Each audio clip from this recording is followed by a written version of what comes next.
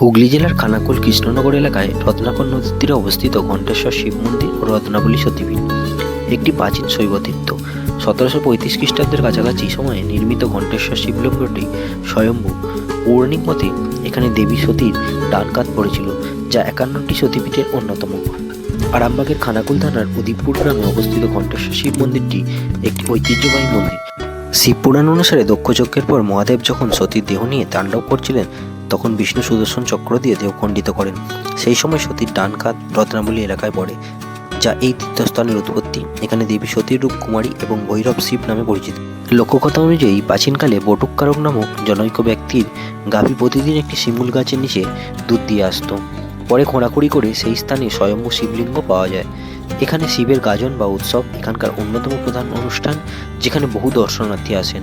বর্তমানে রত্নাবলী সতীপীঠ এবং ঘণ্টেশ্বর শিব মন্দির স্থানীয় মানুষদের ভক্তির কেন্দ্রবিন্দু, যা বাংলার অন্যতম বিখ্যাত পর্যটন কেন্দ্র।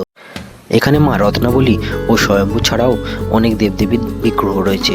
তার মধ্যে রয়েছে দেবী অন্নপূর্ণা, মা বিশালক্ষী ও রয়েছে ষষ্ঠী দেবী। এই মন্দিরটিকে বেষ্টন করে আছে রত্নাকর নদী। সেই রত্নাকর নদীর নাম অনুযায়ী এই সতীপীঠের নাম হয় রত্নাবলী। এই মন্দির চত্বরেই রয়েছে একটি কুণ্ড, যে কুণ্ডের জলে স্নান সেরে পবিত্র হয়ে এই মন্দিরে পুজো দিলে সেরে ওঠে সমস্ত দুরারোগ্য ব্যাধি ও মনস্কামনা পূরণ হয় সমস্ত ভক্তদের।